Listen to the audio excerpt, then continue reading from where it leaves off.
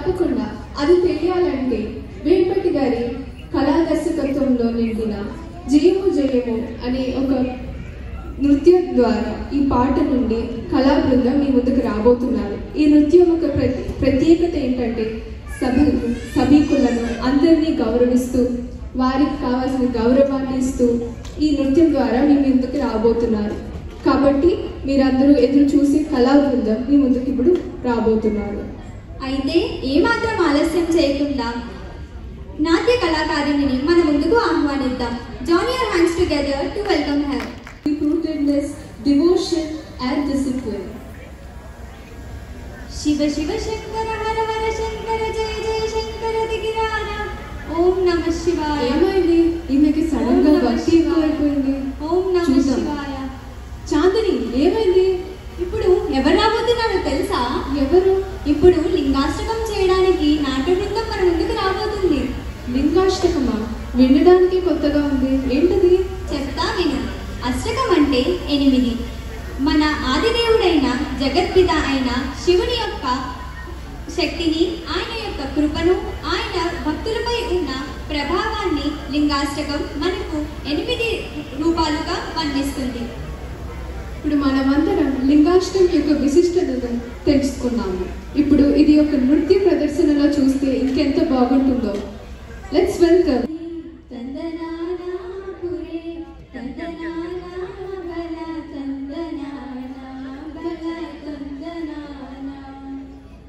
ఇప్పుడు ఎవరు రాబోతున్నారో తెలుసుకున్నారా? నేను చెప్తాను.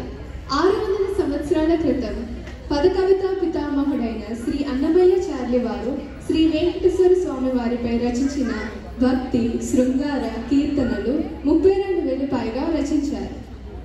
ఆయన రచించిన ఎన్నో కోణాలలో సమాజ స్థాపనకై వెంకటేశ్వర స్వామి యొక్క తీరును, ఆయన భక్తుల పట్ల ఆయనకు ఉన్న కృపను ఎంతో చక్కగా జానపద శైలిలో మనకు అందించారు. కాబట్టి ఏమాత్రం ఆలస్యం చేయకుండా తందనానా అని నృత్య బృందాన్ని మన ముందుకు ఆహ్వానిద్దాం. Echo devotion, bhakti, truly Tandanana Ahi has been portrayed lively by the dancers and brought alive each of the feature mentioned in the song. Chandini, నువ్వు ఎప్పుడైనా సత్యభామ గారి జీవితాన్ని అధ్యయనం చేశావా? అవును, నాకు కూడా కొద్దిగా తెలుసు. ఆమె శ్రీకృష్ణుడి భార్య మాత్రమే కాదు, సత్యభామ గారు చాలా ధైర్యవంతురాలు, ఇంకా ధర్మాన్ని పాటించేవారు. చాలా కీలకమైనది. నేను కూడా కొంచెం తెలుసుకున్నాను. చెప్పనా? చెప్పు. కూచిపూడి నృత్యంలో అత్యంత కీలక అంశం, ప్రాధాన్యం కలిగిన ఒక అంశం భామా కలాపం. ఇది రచించినది కూచిపూడి యొక్క ఆది గురువు అయిన శ్రీ శ్రీధేంద్ర యోగి గారు.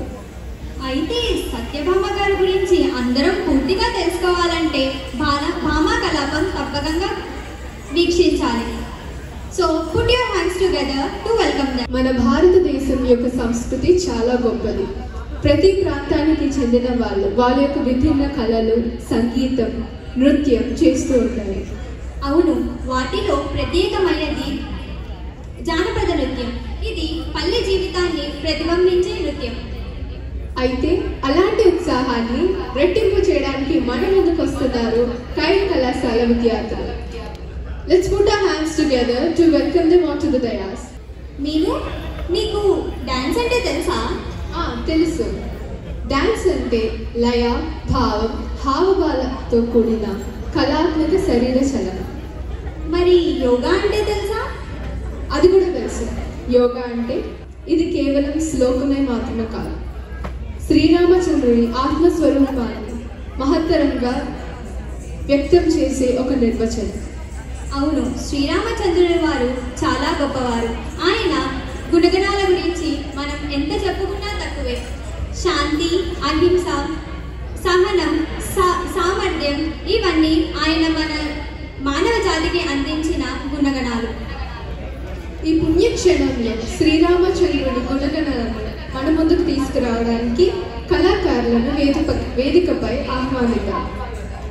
కాబట్టి మీరు ఈ పర్ఫార్మెన్స్ ని మనస్ఫూర్తిగా ఆస్వాదిస్తారని కోరుకుంటూ వాళ్ళని ఈ స్టేజ్. నీకు డాన్స్ అంటే తెలుసా? తెలుసు. డాన్స్ అంటే లయ, భావం, హావభావాలతో కూడిన కళాత్మక శరీర చలనం. మరి యోగా అంటే తెలుసా? అది కూడా తెలుసు. యోగా అంటే శరీరం, మనస్సు మరి మన ఆత్మను ఏకత్వంలో నడిపే ఒక శాస్త్రీయ పద్ధతి. మరి ఇది చెప్పు, డాన్స్ యోగా అంటే తెలుసా? డాన్స్ యోగానా? అదేంటి? చెప్తా విను. ఈ మధ్య మనం యోగా డేని చాలా ఘనంగా జరుపుకున్నాం కదా.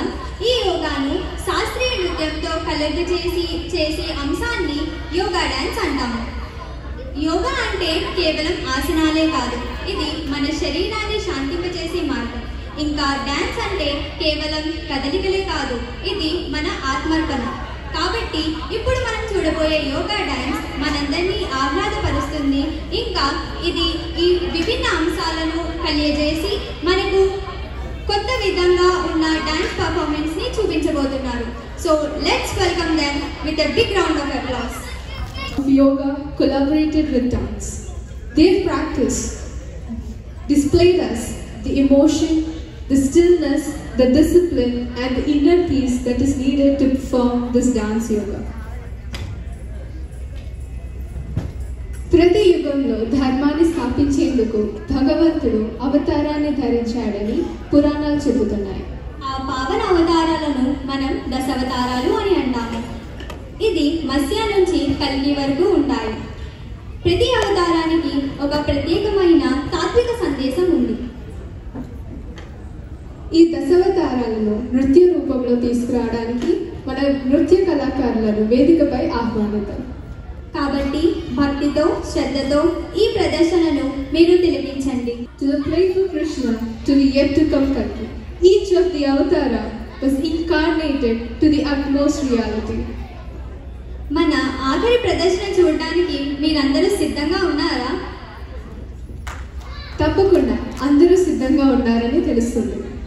ఇప్పుడు మనం చూడబోయేది హరిసుందర నంద. ఇది ఒక అందమైన భక్తి నృత్యం. ఈ పాటలో హరి అంటే శ్రీహరి యొక్క గొప్పతనాన్ని, ఆయన యొక్క మహిమను, ఇంకా భక్తుని యొక్క హర్షాన్ని గురించి చాలా చక్కగా చెప్పబోతున్నారు.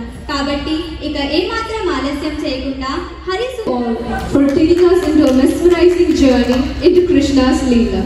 Now I request Cultural Coordinator Dr. A. Krishnamohan Sir, Director of Student Affairs, Jawaharlal Nehru Technological University, Kakinada, to deliver vote of thanks. Sir, please.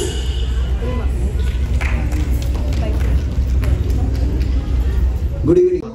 నేను స్పెండ్ చేసిన తక్కువ 3 hours స్పెండ్ చేసి ఉంటాను. అంటే ఆ రైటింగ్ రాయడం కానీ, తెలుగులో వాళ్ళని ట్రైన్ చేయడం కానీ అన్నీ ఆ 3 hours స్పెండ్ చేస్తే అసలు ఎలా చేస్తారని పేపర్లను రాసుకున్నారు.